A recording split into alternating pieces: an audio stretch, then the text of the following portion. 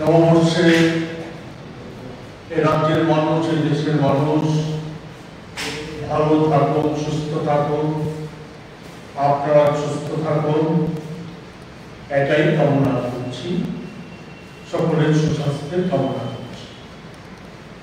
কামনা করে যে বিষয়টা আজকে অবতারণা করতে চাই,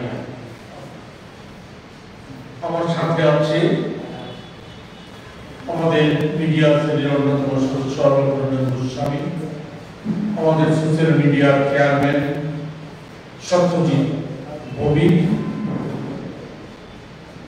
আমি যে বিষয়টা আপনাদের দৃষ্টিতে নিতে চাই, বলা যায় গত 10 বছর এই দেশে যে সরকারটা চলছে, এক কথায় যদি বলা যায় সেটা হচ্ছে প্রতারণা করে চলছে।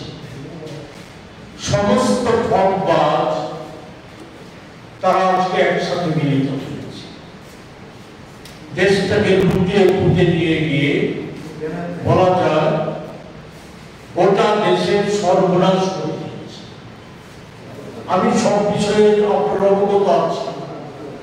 আমরা আমাদের দলের তরফ থেকে এই নির্বাচনের প্রাক্কালে দেশবাসী যাতে গুরুত্বপূর্ণ সিদ্ধান্ত নিতে পারে, তার জন্য আমরা আমাদের দলের তরফ থেকে আমরা একটা মেয়রপত্র আমরা ঘোষণা করেছি।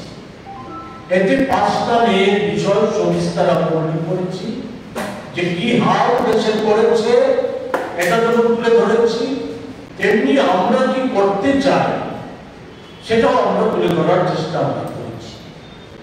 এই জায়গায় 14 সালের আগে মোদিজি দেশের মানুষকে অনেক প্রতিশ্রুতি দিয়েছিলেন, যাকে বলা আমরা গ্যারান্টি। তো এই গ্যারান্টি যে একটার পর একটা খেলাপ করেছে, প্রতিশ্রুতির খেলাপ করেছে, এটাই ঘটনা, একটার পর একটা প্রতিশ্রুতি খেলাপ করেছে। এর মধ্যে আজকে যে বিষয়টার প্রতি দৃষ্টি আকর্ষণ করতে চাই সেটা হচ্ছে কৃষকদের একেবারে দুরবস্থায় ফেলে দিয়েছে। কৃষকদের সম্পর্কিত বিষয়ে মোদিজির প্রতিশ্রুতি ছিল যে মোদিজি যদি সরকারে আসতে পারে তাহলে স্বামীনাথন কমিশনের যে সুপারিশ, সেই সুপারিশকে কার্যকরী, কৃষকদের আয় দ্বিগুণ, তাদের ঋণ মুকুব করে দেবে, তাদের জন্য ইন্স্যুরেন্স করবে, সমস্ত জমি সেচের আওতায় নিয়ে আসা, এই জাতীয় লোভনীয় আরো অনেক প্রতিশ্রুতি দিয়ে কৃষক জনগণকে বিভ্রান্ত করার চেষ্টা করেছে। কিন্তু আমরা কি দেখলাম? এই প্রতারক সরকার 10 বছরে সরকারের সময় 10 বছরে 4,25,000-এর বেশি কৃষক, কৃষি শ্রমিক, হাজিরা শ্রমিক আত্মহত্যা করতে বাধ্য হয়েছে। কৃষকদের আয় দ্বিগুণ করা তো দূরের কথা, 2011 সালে একজন কৃষক প্রতি কেজি রাবারের দর পেতেন 230 টাকা, শুধু একটা ছোট্ট 230 টাকা, আর এখন পান 124 থেকে 150 টাকা রাবারের কেজির দাম হচ্ছে। কৃষকের আয় ঋণগ্রস্ত কৃষক পরিবারের সংখ্যা দাঁড়িয়েছে 9,30,00,000 পরিবার। একচেটিয়া পুঁজিপতিদের, কর্পোরেটদের ব্যাংকের ঋণ মুকুব করে দিয়েছে, 16 লক্ষ কোটি টাকা ব্যাংকের ঋণ মুকুব করে দিয়েছে।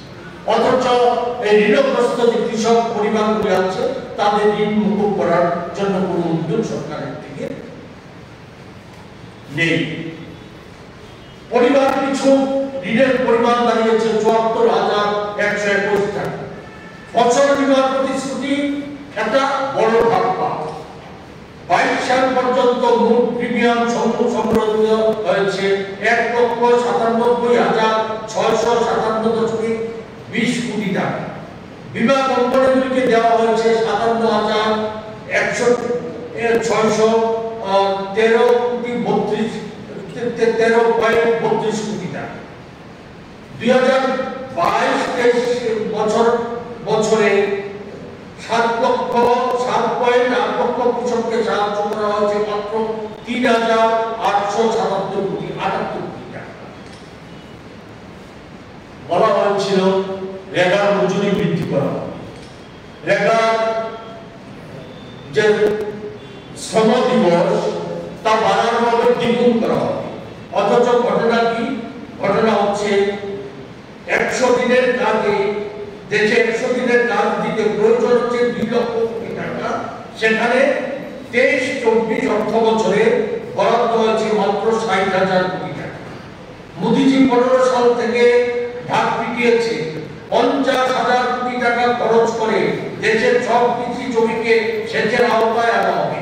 অথচ তথ্য বলছে দেশের 14 কোটি খামার জল সেচের একটি উৎস পর্যন্ত নেই। 14 কোটি খামার জল সেচের উৎস।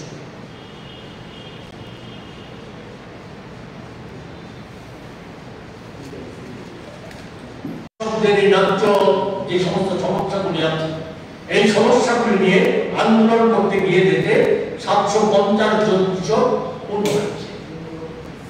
সরকারের পুলিশ এবং অন্যান্য বাহিনীর হাতে পূর্ণ হয়েছে।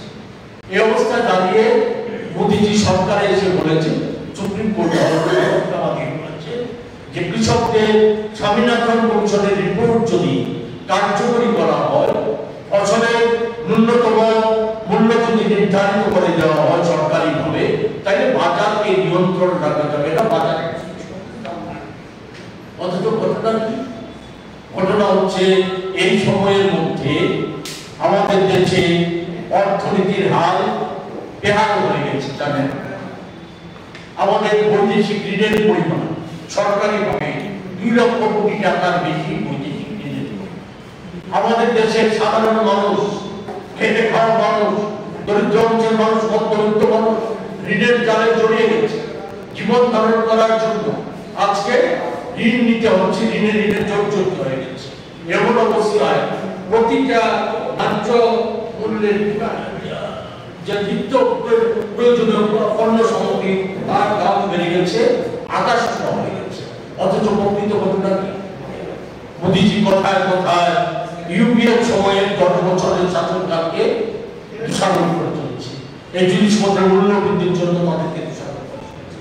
অথচ ইউপিএর আমলে, আমি একটা তথ্য শুধু আপনাদেরকে দিচ্ছি, ইউপিএর আমলে কাঁচা তেলের মূল্য ছিল ব্যারেল প্রতি 139 থেকে 140 ইউএস ডলার। কাঁচা তেলের দাম আমি করে বলছি, আর এখন কাঁচা তেলের দাম হচ্ছে বাজারে 80 থেকে 85 ইউএস ডলার। কাঁচা তেলের দাম কমে গেছে।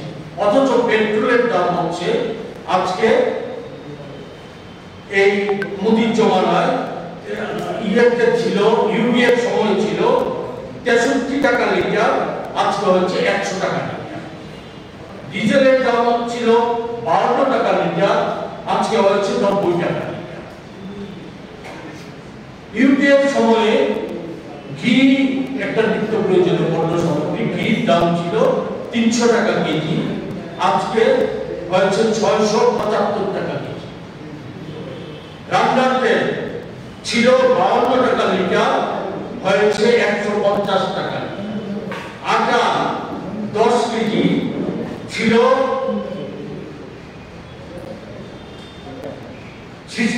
210 টাকা, 10 কেজির দাম এখন হয়েছে 410 টাকা।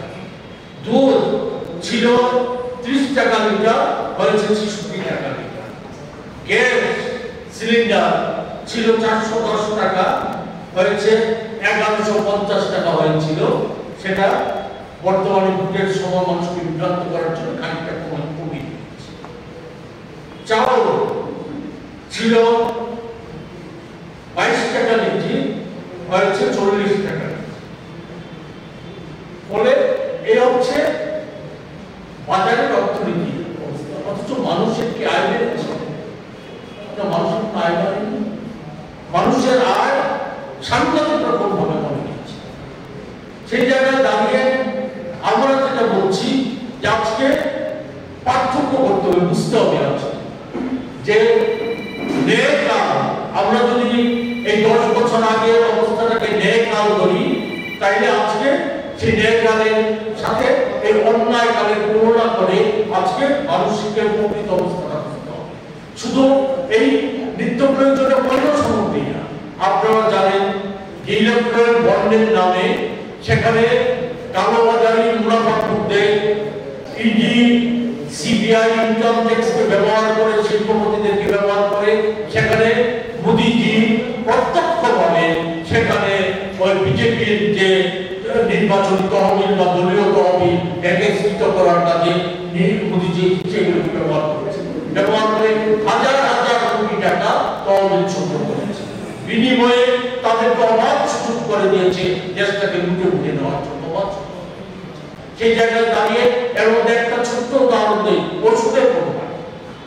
ওষুধের কোম্পানিগুলি তারা মোদিজির বিজেপির তহবিলে ইলেকট্রনিক বন্ডে প্রচুর টাকা ঢেলেছে। সেই যা টাকা ঢেলেছিল তার বিনিময়ে ওষুধের দাম ভয়ঙ্করভাবে বাড়িয়ে দিয়েছে। আজকে মানুষের ক্রয় ক্ষমতার বাইরে চলে গেছে জীবনদায়ী ওষুধ সহ অন্যান্য যে প্রতিদিন ব্যবহার করার জন্য যে সমস্ত বয়স্ক মানুষ সহ সকলের ওষুধ যেগুলি প্রয়োজন করে সেই ওষুধের দাম ভয়ঙ্কর। এই চলতি মাসে 800 ওষুধের প্রোডাক্ট তার দাম বাড়িয়ে দিয়েছে, অনেক মাত্রায় বাড়িয়ে দিয়েছে। এভাবে জনগণের উপর বলা যায় ভয়ঙ্কর আক্রমণ নামিয়ে আনা হয়েছে।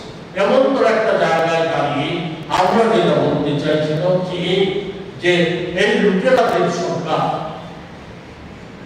এই জনগণের দুশ্মন যে সরকারটা বসে আছে, প্রতারকদের সরকার, ঠকবাজদের সরকার, মানুষের জীবন ধারণ যে নামসা চলে গেছে সেই জায়গায় মানুষের দৃষ্টিটাকে ঘুরিয়ে দেওয়ার জন্য নানা পন্থা নানা পথ অবলম্বন করছে।